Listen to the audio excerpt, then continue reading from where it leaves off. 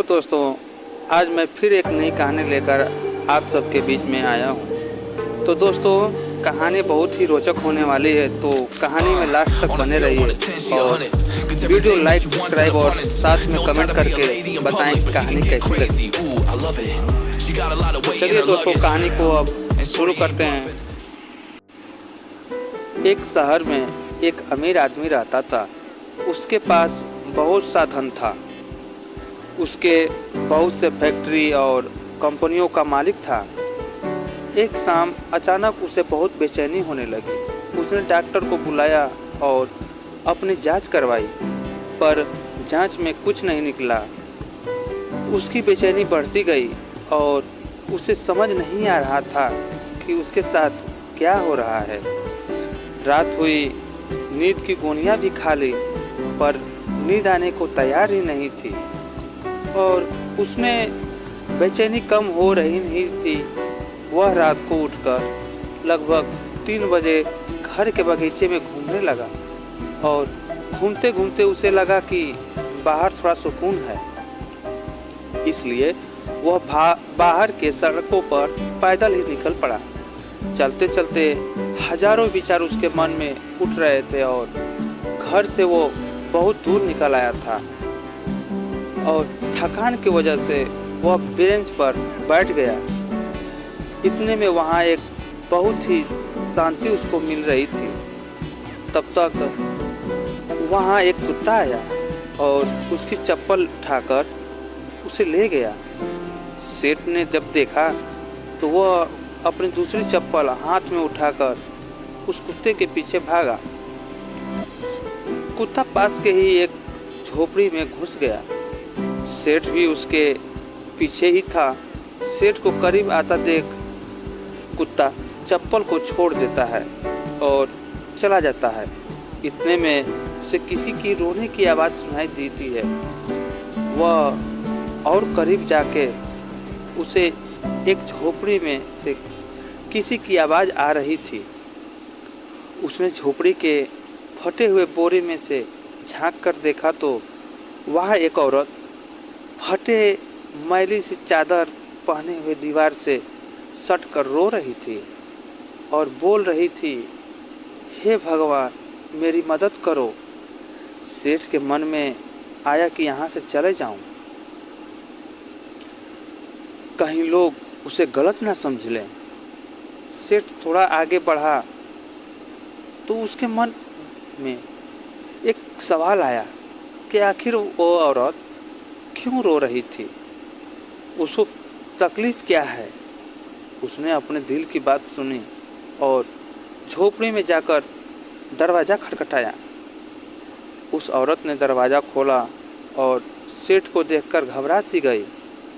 तो सेठ ने बड़े ही विनम्र भाव से जवाब देता है और हाथ भी जोड़कर बोलता है कि घबराओ मत, मुझे तो बस यही जानना है कि तुम रो क्यों रही हो।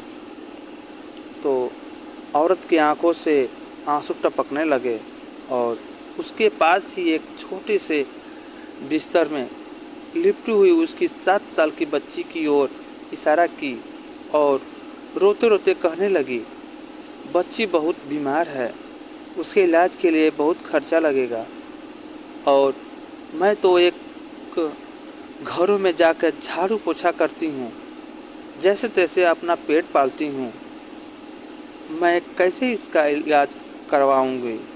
तो सेठ ने कहा, किसी से सहायता ले लो। तो फिर इस पर औरत ने बोली, मैं सबसे सहायता मांग कर देख लिया, खर्च बहुत है, कोई देने को तैयार नहीं। उस पर सेठ ने उसे समझाया और कहा, ऐसे रात में रोने से तुम्हें क्या मिलेगा। तो उसने कहा, कल एक संत यहाँ से गुजर रहे थे तो उनको मेरी समस्या बताई। उन्होंने कहा, बेटा, तुम सुबह 4 बजे उठकर अपनी ईश्वर से मांगो, बोरी बिछाकर बैठ जाओ और रो रो के गुहार करो, मदद की करो। वह सबकी सुनता है और वह तुम्हारी भी ज़रूर सुनेगा। बेटी, मेरे पास इसके अलावा और कोई चारा नहीं है और मेरे पास इसके अलावा देने के लिए कुछ नहीं है। इसलिए तो औरत ने बोली, मैं उसी से भीख मांग रही थी। यह सब सुनने के बाद सेठ का दिल पिघल सा गया और उसने तुरंत फ़ोन लगाया और एम्बुलेंस बुलाई। उस 7 साल की बच्ची को हॉस्पिटल में एडमिट करवाया गया और डॉक्टर ने लगभग 1.5 लाख का खर्च बताया। सेठ ने बच्ची का सारा खर्च अपने ऊपर उठाया और उसकी अच्छे से इलाज करवाता है और सेठ ने उस औरत को अपने यहाँ ही एक अच्छी सी नौकरी देके और उसे रहने के लिए भी एक अच्छा सा घर दे दी और उस बच्ची की जिम्मेदारी को अपने ऊपर लिया और उसके पढ़ाई लिखाई का खर्च भी अपने ऊपर उठा ली।